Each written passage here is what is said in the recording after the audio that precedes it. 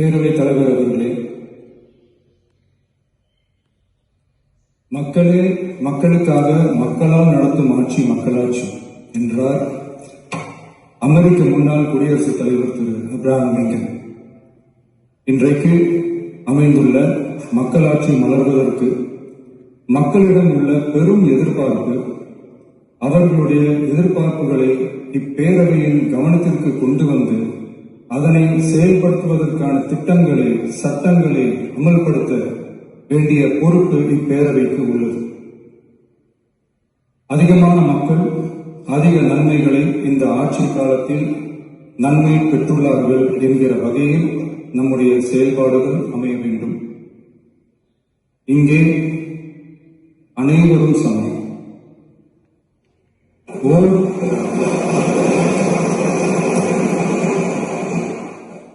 ஓர் உறுப்பினரை கொண்ட கட்சிகள் இங்கே இடம் பெற்றிருந்தாலும் அவர்களுடைய கருத்துக்களுக்கும் அதிக எண்ணிக்கை பெற்ற தமிழக வெற்றிக் கழக உறுப்பினர்கள் தெரிவிக்கும் கருத்துக்களுக்கும் சமமாகவே மதிப்பளிக்கப்பட்டு நல்லவை ஏற்கப்பட்டு அல்லவை நிராகரிக்கப்பட்டு ஜனநாயகத்தின் இதயமாகவும் மூளையாகவும் இப்பேரவை செயல்பட வேண்டும். அதற்குரிய வகையில் பெருமை வாய்ந்த வரலாற்று சிறப்பு கொண்ட இப்பேரவையை நடத்தி செல்லும் பண்பை பெற்றுள்ளவரையே தமிழக வெற்றிக் கழகம் முன்மொழிந்து தாங்கள் இன்றைக்கு இந்த ஆசனத்தில் அமர்ந்துள்ளீர்கள். மாண்புமிகு பேரவைத் தலைவர் அவர்களே, தாங்கள் பேரவைத் தலைவராக ஒருமனதாக தேர்ந்தெடுக்கப்பட்டுள்ளீர்கள். தங்களை இந்த ஆசனத்தில் மாண்புமிகு பேரவை முன்னவரும் எதிர்க்கட்சி தலைவரும் தங்களுடைய கரங்களை பிடித்து அழைத்து சென்று அமர வைத்தார்கள். இந்த சம்பிரதாயம் எப்படி வந்தது என்று சொன்னால் சுவாரஸ்யமாக இருக்கும். பெரிய வரலாறு சம்பவத்தில் உள்ளது. இங்கிலாந்து நாட்டில் உள்ள பாராளுமன்ற நடைமுறைகளை போன்றதே நம்முடைய பாராளுமன்ற நடைமுறைகளும். மன்னராட்சி இருந்த காலத்திலேயே அங்க பாராளுமன்றம் இயங்கியுள்ளது. அக்காலத்தில் அனைத்து அதிகாரங்களையும் பெற்ற மன்னரும் இருந்தார், பாராளுமன்றமும் இயங்கியது. அங்கே மன்னர் ஒரு பணியை செய்ய வேண்டும் என்று விரும்புவார், பாராளுமன்றம் அவருடைய விருப்பத்தை பெரும்பாலும் நிராகரிக்கும். மன்னர் விரும்பிய காரியத்தை பாராளுமன்றம் நிராகரித்து விட்டது என்கிற செய்தியை மன்னருக்கு சொல்ல வேண்டியவர் பாராளுமன்ற தலைவர், ஸ்பீக்கர் என்பார். பாராளுமன்றத்தின் கருத்தை மன்னரிடம் சொல்ல வேண்டியவர் ஸ்பீக்கர். அதற்கு துணிவு வேண்டும். சில பணிகளை செய்வதற்கு தான் பாராளுமன்றத்தின் அனுமதி வேண்டுமே தவிர அந்த ராஜ்யத்தில் உள்ள எந்த பிரஜைக்கும் மரண தண்டனை விதிக்கும் அதிகாரம் மன்னருக்கு உண்டு. தான் விரும்பியதை பாராளுமன்றம் நிராகரித்து விட்டது என்று சொல்லும் ஸ்பீக்கருக்கு மரண தண்டனை விதிக்கும்படி ஆணையிடுவார். தலையை வெட்டி விடுங்கள் என்று ஆணையிடுவார்கள்.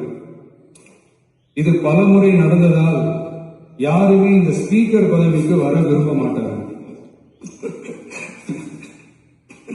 எனவே புதிதாக பாராளுமன்றம் அமையும் போது ஸ்பீக்கர் பதவிக்கு ஒருவர் அறிவிக்கப்பட்டவுடன் அவர் உடனே தலை தப்பித்தால் போதும் என்று ஓட்டம் பிடிப்பார்.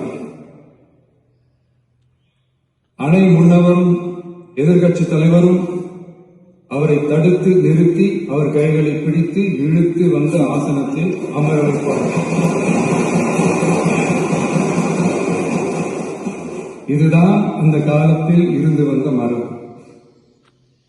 ஜனநாயக முறை ஏற்பட்ட பிறகும் இம்மரபு தொடர்கிறது. நிச்சயமாக தமிழக வெற்றிக் கழக உறுப்பினர்கள் அனைவருமே உங்களுக்கு உதவிகரமாகவே இருப்பார்கள் என்கிற வாக்குறுதியை இந்நேரத்தில் அளிக்க விரும்புகிறேன்.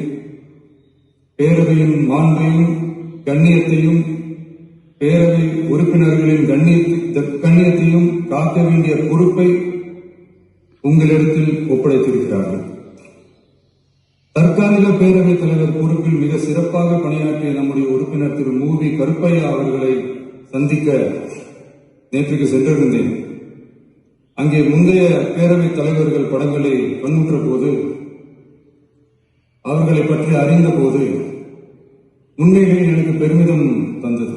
ஏனென்றால் எடுத்துக்காட்டாக விளங்கும் திரு ஜே.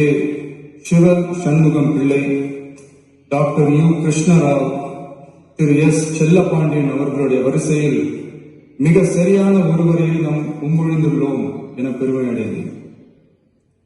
அதே போன்றுதான் நம்முடைய பேரவை துணைத் தலைவர் அவர்களும் நீங்கள் இருவருமே மிக சாதாரண குடும்பத்தில் பிறந்து மக்கள் பணியாற்ற வேண்டும் என்கிற அவாவில் செயல்பட்டு வந்தவர்கள். குணம் நாடி குற்றமும் நாடி அவற்றுள் மிகை நாடி மிக்க கொளல் எனும் வள்ளுவரின் வாய்மொழிக்கேற்ப சட்டமன்ற நடவடிக்கைகள் சீராக, செம்மையாக, அமைதியாக நடைபெறும் வகையிலும் சட்டமன்ற ஜனநாயக பண்புகள், நெறிமுறைகள் பேணி பாதுகாக்கப்படும் வகையிலும் இந்த அவைக்கு பேரவைத் தலைவரும் பேரவை துணைத் தலைவரும் பெருமை சேர்ப்பீர்கள் எனும் நம்பிக்கை எனக்கு உண்டு. அரசியலுக்கு அப்பாற்பட்டு மனிதர்களை மதிக்கும் நல்ல பண்புகள் நிலைநாட்டப்பட வேண்டும், தமிழ் பண்பாடு போற்றப்பட வேண்டும், அவையின் மரபும் மாட்சிமையும் மதிப்பும் காக்கப்பட வேண்டும் என்ற நல்லெண்ணத்தின் அடிப்படையில் அந்த பதவி ஏற்றுள்ள தங்கள் இருவராலும் காப்பாற்றப்படும் என்னும் நம்பிக்கையை மீண்டும் தெரிவித்து என் உரையை நிறைவு செய்கிறேன். நன்றி, வணக்கம். மாண்புமிகு பேரவை துணைத் தலைவர்கள்